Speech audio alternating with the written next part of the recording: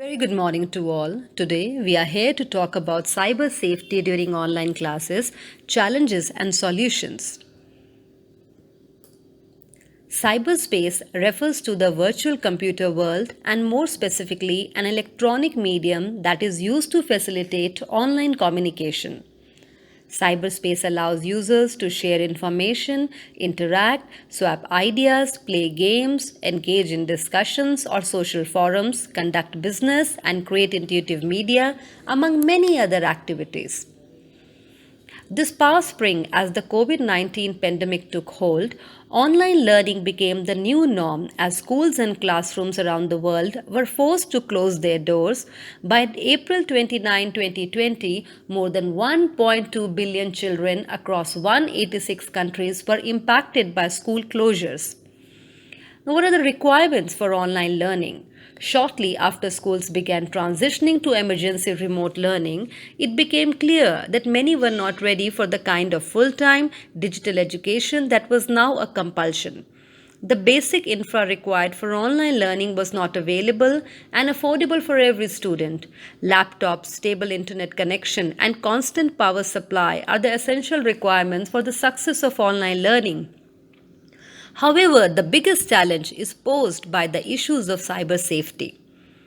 Cyber safety is threatened by cyber attacks that attempt to gain unauthorized access to a computer, computing system, or computer network with the intent to cause damage.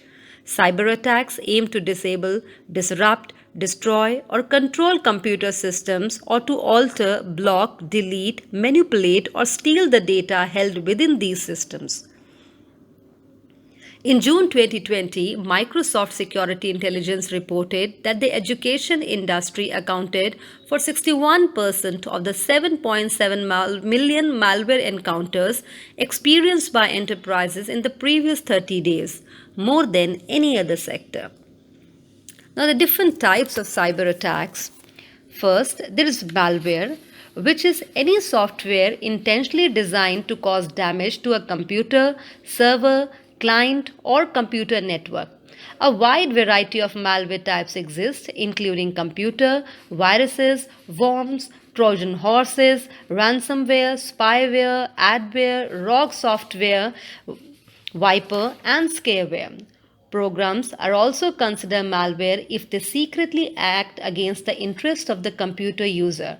For example, at one point, Sony Music Compact Disc silently installed a rootkit on purchasers' computers with the intention of preventing illicit copying, but which also reported on users' listening habits and unintentionally created extra security vulnerabilities.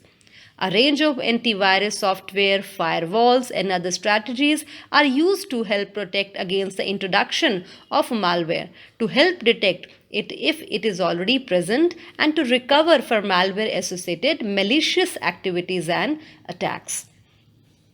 Then, second, we have Zoom bombing. Now, this has become very popular after pranksters and ill intentioned individuals began taking advantage of Zoom's security weaknesses to break into private meetings. Among the victims were schools, with several reported incidents of online classrooms being interrupted by users making lewd comments or streaming pornography. Zoom bombing has caused significant issues, in particular for schools, companies, and organizations worldwide. Such incidents have resulted in increased scrutiny on Zoom as well as restrictions on usage of the platform by educational, corporate, and governmental institutions globally. Third, we have phishing. Phishing is a cybercrime in which a target or targets are contacted by email, telephone, or text message by someone posing as a legitimate institution to lure individuals into providing sensitive data such as personally identifiable information, banking and credit card details, and passwords. Phishing attacks use fake communications such as an email to trick the receiver into opening it and carrying out the instructions inside, such as providing a credit card number. The goal is to steal sensitive data like the credit card and login information or to install malware on the victim's machine. Fourth, denial of service. Attack. A denial of service attack is a type of cyber attack that floods a computer or network so it can't respond to requests. A distributed DOS does the same thing, but the attack originates from a computer network. A botnet is a type of DDoS in which millions of systems can be infected with malware and controlled by a hacker. Then we have man in the middle. A man in the middle, or we call it MITM attack, occurs when hackers insert themselves into a two-party transaction. After interrupting the traffic, they can filter and steal data according to Cisco. MITM attacks often occur when a visitor uses an unsecured public Wi-Fi network. Attackers insert themselves between the visitor and the network and then use malware to install software and use data maliciously. Then we have SQL injection. A structured query language injection is a type of cyber attack that results from inserting malicious code into a server that uses SQL. When infected, the server releases information. Submitting the malicious code can be as simple as entering into a vulnerable website search box. And the last is password attacks. With the right password, a cyber attacker has access to a wealth of information. Social engineering is a type of password attack that Data Insider defines as a strategy attackers use that relies heavily on human interaction and often involves tricking people into breaking standard security practices. Other types of password attacks include accessing a password database or outright guessing.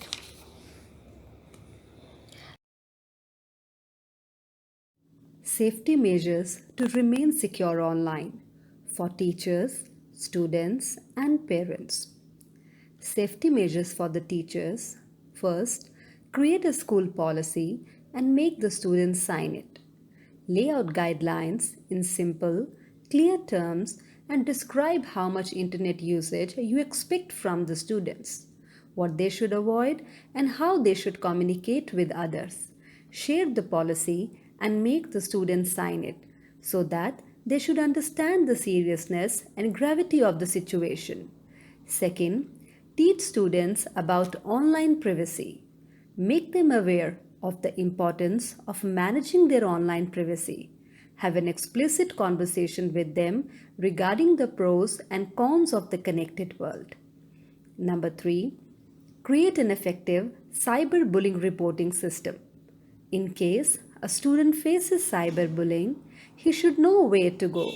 He can approach the administrators of the website, platform, and they will take necessary action or collect proof and file a criminal complaint at the local police station or cyber investigation cell. Fourth, get students involved in maintaining cyber safety. As online teaching is a two-way process and students are pro at technology, involving them will make the online experience safer and more secure. Fifth, keep up with technology. If we really want the online teaching a safe experience, we must ourselves be updated with the latest technology so that we don't lag behind. Read and explore more about technology. Sixth, provide information to students related to cyberbullying, cyber safety, their rights, and the existent laws. Seventh, know the laws on sexting. Sexting is a crime, but how many of us as teachers, parents, or students know our defense? We should be aware about laws such as Protection of Children from Sexual Offences Act 2012 and Information Technology IT Act 2000, especially Section 67A, 67B, and Section 67E. Last, blocking sites won't fix everything. We need to be proactive with technology, its uses, misuses, and necessary precautions. Now, safety measures to remain secure online for students. First, do not give out personal information. Personal means anything like your email address, home address, Aadhaar card number, or any family detail on social platforms. Second, never arrange to meet in person with people you have met online. Now is an age of dating apps like Bumble, Tinder. One needs to be careful and not meet unknown people alone. Third, be aware of online bullying. Students should be made aware of terms like cyberbullying, which many of them are not even aware of, though they may be on Facebook or Instagram. Cyberbullying or cyber harassment is any form of harassment online through electronic medium. It could be in any form like sexual remark, threat like it happened in the case of Blue Whale Challenge, or posting any rumor. Make the students know his online rights and encourage him to speak up if anyone bullies him. Fourth, do not post anything that could hurt others or have a negative effect. This way, you will be accused of bullying someone, and that is a punishable offense. Fifth, protect passwords. Do not give them to friends, not even to your best friend. Now, internet safety for online learning for parents. As parents, we generally do everything we can to keep our children safe and well. But what are you doing to protect them from bullies, predators, and inappropriate content online? First, talk openly with your child about their online activity. As soon as your child starts accessing the internet, talk to them about what they are reading, watching, and who they are communicating with online. And keep the conversation going as they grow older. Ask your child what sites they visit or apps they use. Write a list and look at them together. Talk to your child about what you think is appropriate and remind them that this may be different for other parents and their children. Listen to your child and reach an agreement about what is right for your family. Remember, the time will come when they will access the internet outside the safety of home, and you want them to be prepared for that.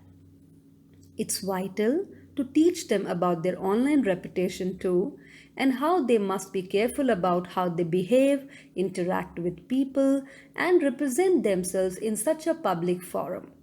They must always remember that the internet isn't private. Second, know your parental controls. Innocent searches online can lead to not so innocent result. So it's wise to know how to use the parental control, search restrictions offered by web browsers, internet service provider and devices. For example, the Safe Search Filters feature on Google will block sites with explicit sexual material. To turn it on, go to Settings, Safe Search Filters. Although not 100% accurate, parental controls can help prevent your child from seeing and accessing most violent or sexual material. Third, keep screens and devices where you can see them. Always monitor your child's time online, particularly younger children. Keep the computer in a central spot in the home where it's easy to keep an eye on what your child is doing and viewing online. From mobile devices, you can set them to forget Wi-Fi passcodes so your children can't go online without you knowing. You can also try to make an agreement that there are no tablets, laptops, or gaming in bedrooms. For younger children, you might also consider checking browsing histories after your child has been online to see what sites they are visiting. This approach obviously gets harder as children grow older and work out how to clear histories, which is more reason to open the lines of communication about internet use at an early age. Fourth, know who your children's online friends are. As adults, we know that some people online aren't who they say they are, but children and young people can be alarming naive about who they are chatting with if they are not taught to be cyber-wise from an early age. Make sure you become friends and contacts within your child's social media circles and ensure you monitor posts. Your children may resist, but tell them that is one of the conditions for you to allow them access. And last but very important, respond to all the notices sent by school. Remember, it's only when teachers and parents collaborate they can help a student have a safe online experience. School is a second home to a student. Any notification from school will only benefit the student, so respond timely and do cooperate with the school authorities. Thank you. Have a nice day.